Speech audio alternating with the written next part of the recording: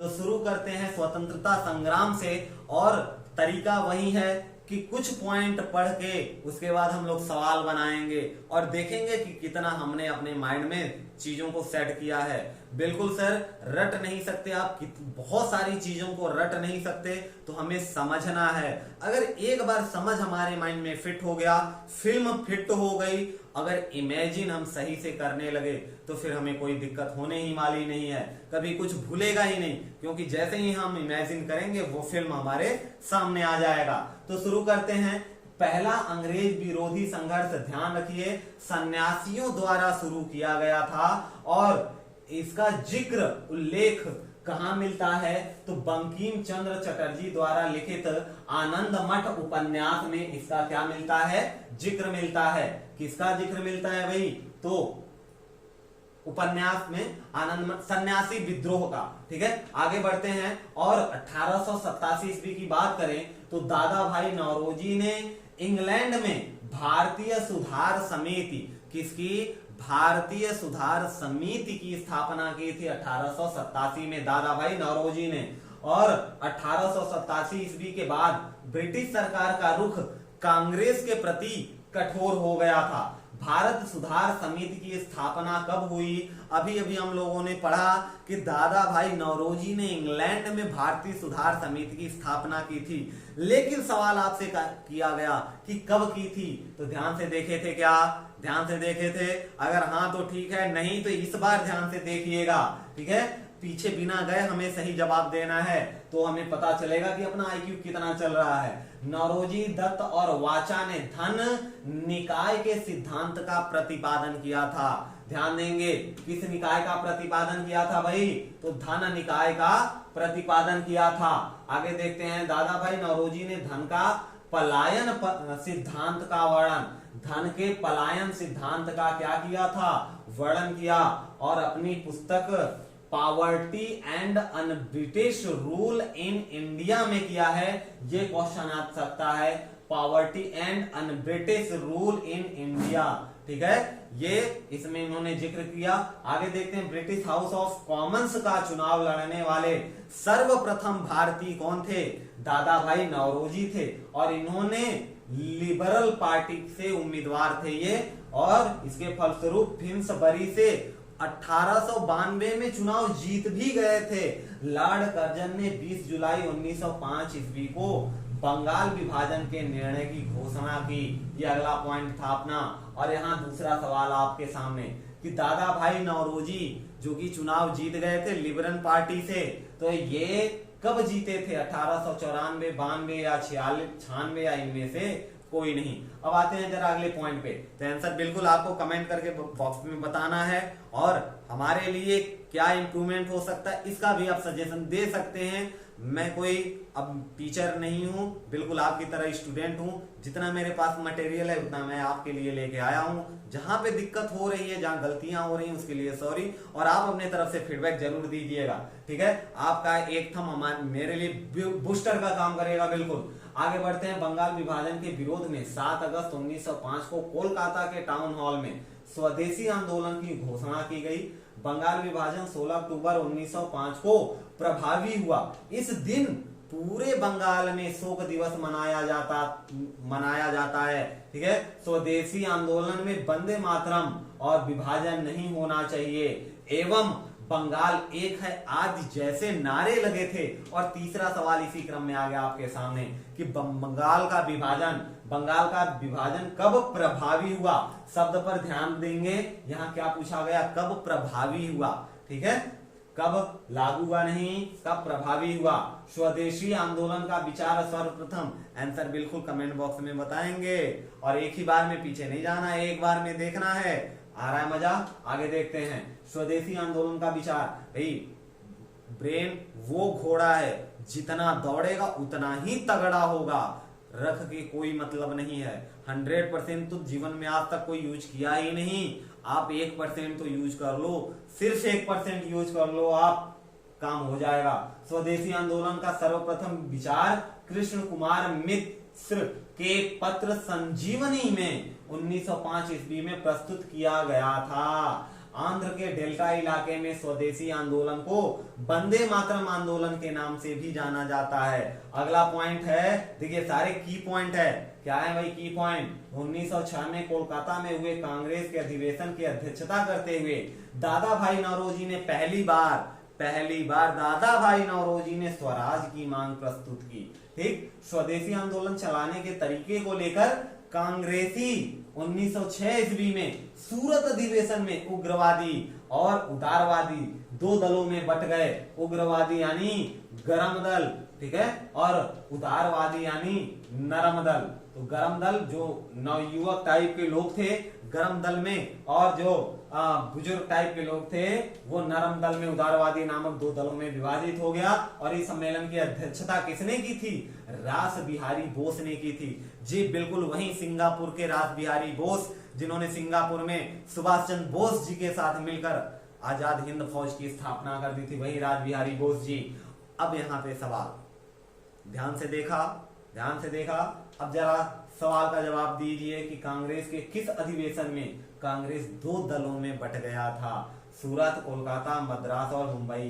तो दो दल कौन से? गरमपंथी और नरमपंथी, उग्रवादी और उदारवादी। बहुत अच्छे, उम्मीद है कि आपने सही आंसर चूज किया होगा। स्वदेशी आंदोलन के अवसर, अगला पॉइंट देखते हैं। स्वदेशी आंदोलन के अवसर पर ही रवीना ठाकुर ने अपना प्रसिद्ध गीत अमार, रवीना नहीं रविंद्रनाथ ठाकुर हैं यहाँ पे, क्या रविंद्रनाथ ठाकुर जी, अमार सोनार बांग्ला, ये तो बिल्कुल जानते ही आप, इन्होंने लिखा और बाद में यही गीत बांग्लादेश का राष्ट्रीय गीत बना बाल गंगाधर तिलक ने। अगला पॉइंट, बाल गंगाधर तिलक कांग्रेसी नेता थे जिन्होंने देश के लिए कई बार जेल की यात्रा की और 1897 में राजद्रोह के आरोप में 18 माह की कारावास हुई। फिर 1908 में राजद्रोह के मामले में 6 साल की सजा हुई, बर्मा के जेल भेज दिया गया, बर्मा में मांडले के जेल में। ठीक है, 1908 से लेके 1914 तक 6 साल बर्मा के कहा मांडले जेल में रहे। कौन? बाल गंगाधर तिलक। और अमार सोनार बांग्ला किस देश का राष्ट्रीय गीत है? अभी हम लोगों ने देखा रविन्द्रनाथ टैगोर जी की लिखी हुई। तो बताइए आप, और बिल्कुल आसान आंसर है, आंसर दिख रहा है, ये तो आपको पहले से ही पता था। ये तो क्या बात है। बंगाल में क्रांतिकारी विचारधारा को वॉरिंग कुमार घोष एवं भूपेंद्र नाथ दत्ता ने फैलाया था। अगला की पॉइंट कि बंगाल में कांग्रेस की विचारधारा को वॉरिंग कुमार घोष एवं भूपेंद्र नाथ दत्ता ने फैलाया था। अगला की पॉइंट कि 1905 ईस्वी में वीरेंद्र कुमार घोष ने भवानी मंदिर का नाम नामक पुस्तिका लिखी। भाई कौन सी पुस्तिका? भवानी मंदिर नामक पुस्तिका लिखी, जिसमें क्रांतिकारी कार्यों को संगठित करने के लिए केंद्र बनाने की जानकारी दी गई थी। बहुत शानदार। 1906 में इन दोनों ने मिलकर युगांतर नामक समाचार पत्र प्रकाशित किया। और अगला पॉइंट है कि बंगाल में पी मित्रा ने अनुशीलन समिति का गठन किया। ध्यान रखिए, अनुशीलन समिति की गठन किसने की? पी मित्रा ने की, जिनका उद्देश्य क्या था? खून का बदला खून। उद्देश्य क्या था? खून का बदला खून। और इस अनुशीलन समिति की कितनी शाखाएं खोली गई थी? 500 शाखाएं खोली गई थी। बहुत शानदार। और इन्हीं अनुशीलन समिति के हेमचंद, ध्यान रखिए कि हेमचंद दास कानून गो पेरिस इनको भेजा गया और उन्होंने रूसी क्रांतिकारी निकोलस फ्रांसिस्की से क्या बम बनाना सीखा था। ठीक है, और भवानी मंदिर, यहाँ पे अगला क्वेश्चन आ गया, भवानी मंदिर नामक पुस्तिका किसने लिखी? किसने इसका संपादन किया? हेमचंद दास कानूनगो, भूपेंद्र नाथ, वीरेंद्र कुमार घोष या इनमें से कोई नहीं। और अगला पॉइंट फिर से की पॉइंट क्या भाई कि महाराष्ट्र में विनायक दामोदर सावरकर ने 1904 ईस्वी में अभिनव भारत नामक संस्था की स्थापना की। अभिनव भारत संगठन के सदस्य पीएन वाटर बम बनाने की कला सीखने के लिए कहां गए? पेरिस गए। अभी एक कानून गो भी गए थे और ये भी हेमचंद के साथ। हेमचंद के बाद कौन गए? पीएन वापट भी गए थे पेरिस। और महाराष्ट्र में क्रांतिकारी आंदोलन उभारने का श्रेय किसको जाता है? तिलक के पत्र केसरी, जो मराठी में, ठीक है, तिलक जी ने, बाल गंगाधर तिलक जी ने जो पत्रिका निकाली थी केसरी, जो मराठी में था, उसको जाता है। तिलक ने 1893 ईस्वी में गणपति और 1895 ईस्वी में शिवाजी उत्सव मनाना प्रारंभ किया था। वैलेंटाइन सिराले ने बाल गंगाधर तिलक को भारतीय असंतोष का जनक, कभी कभी ये क्वेश्चन आ जाता है कि बाल गंगाधर तिलक को भारतीय असंतोष का जनक किसने कहा था, तो वैलेंटाइन ने कहा था, वैलेंटाइन ने कहा था। अब यहाँ 7वां सवाल कि अभिनव भारत नामक संस्था की स्थापना किसने की, अभी अभी आपने देखा, ठीक है, बाल गंगाधर तिलक, पीएन वापन या दामोदर विनायक सावरकर या इनमें से कोई नहीं। जवाब कमेंट बॉक्स में मिलना चाहिए। महाराष्ट्र के महत्वपूर्ण क्रांतिकारी पत्र काल का संपादन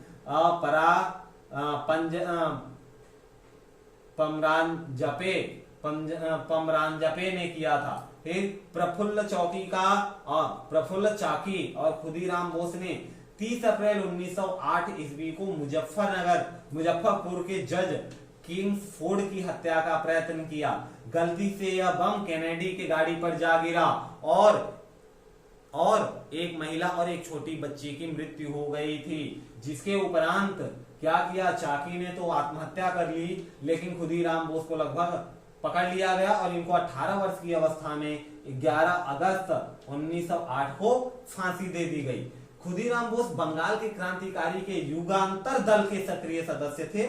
अब देखिए भाई, बंगाल के 18 वर्ष में जिस लड़के को फांसी हुई, इसका मतलब ये हुआ कि वो पहले ही कांड में शामिल हो गया था, स्वतंत्रता संग्राम सेनानी बन गया था। जी बिल्कुल आपने सही पकड़ा। ये कहाँ के थे, बंगाल के, और ये मुजफ्फरपुर में जब यह 14 वर्ष की अवस्था के थे तभी इन्होंने छोड़ दिया मुजफ्फरनगर, अपना होम टाउन, और यहाँ आके 2 साल तक इन्होंने बम बनाने की कला सीखी थी। ठीक है, बम बनाने की कला सीखी अपने मित्र के साथ, और 18 की उम्र में आप देख ही रहे हैं क्या हो गया।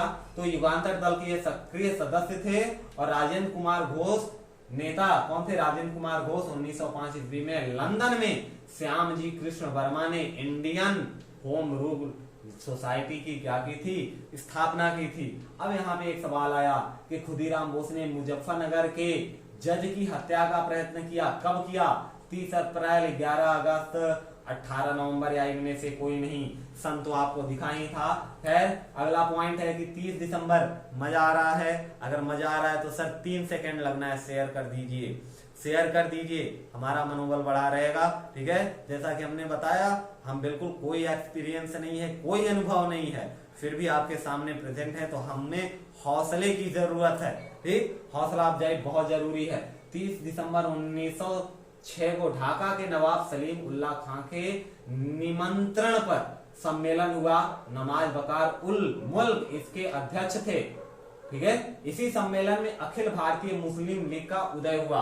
पॉइंट के यहीं पर मुस्लिम लीग का क्या हुआ, उदय हुआ, और लीग का संविधान 1907 ईस्वी में कराची में बना, और इस संविधान के अनुसार प्रथम अधिवेशन 1908 में अमृतसर में हुआ, जहां आगा खां को इसका अध्यक्ष बनाया गया। मुस्लिम लीग ने बंगाल विभाजन का समर्थन किया, मुस्लिम लीग ने बंगाल विभाजन का समर्थन किया था। ठीक है, अब अगला पॉइंट है अपना क्या, कि भीखाजी रुस्तम कामा भारतीय मूल के फ्रांसीसी नागरिक थी, जो जर्मनी के स्टुटगार्ट शहर में 22 अगस्त 1907 को आयोजित 7वीं अंतर्राष्ट्रीय कांग्रेस में तिरंगा फहराने के लिए जानी जाती हैं। इनके माता पिता फारसी थे।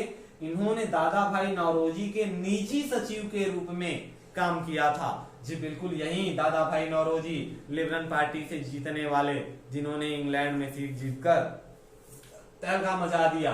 फिर मुस्लिम लीग का पहला अधिवेशन कहाँ हुआ था, मुस्लिम लीग का पहला अधिवेशन आपसे पूछ लिया गया, अगला क्वेश्चन, और इसका आंसर आपको दिख रहा होगा ऑप्शन में, तो कमेंट करके हमें जरूर बताइएगा।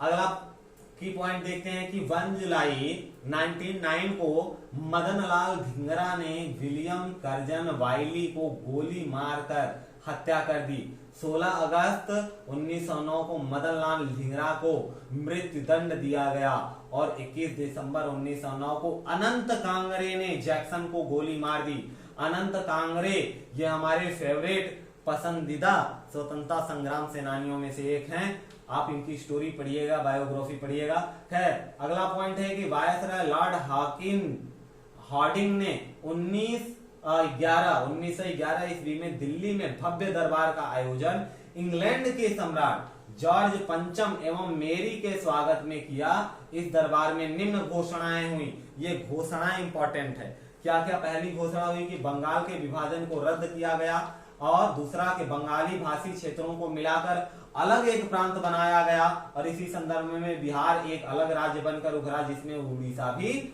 शामिल था। और अगला क्या घोषणा हुई कि राजधानी को कोलकाता से दिल्ली स्थानांतरित करने की घोषणा कर दी गई जॉर्ज पंचम के स्वागत वाले सभा में। इस तरह 1912 ईस्वी में दिल्ली भारत की राजधानी बनी। अब यहाँ बहुत ही शानदार और इंपॉर्टेंट पॉइंट कि भारत की राजधानी दिल्ली कब बनी? तो 1912 में। 1912 में जॉर्ज पंचम के भारत के दौरे के बाद। ठीक है। अनंत कानरे से क्वेश्चन है कि अनंत कानरे ने जैक्सन को गोली कब मारी? 21 दिसंबर 1909, 1 जुलाई 1909 या 16 अगस्त 1909 या इनमें से कोई नहीं। तो ये था स्वतंत्रता संग्राम के ऊपर कुछ पॉइंट्स। अभी तो हम लोगों ने 5% 7% बात की है। अगर आपको वीडियो अच्छा लगा तो लाइक करके कमेंट हमें कर दीजिए।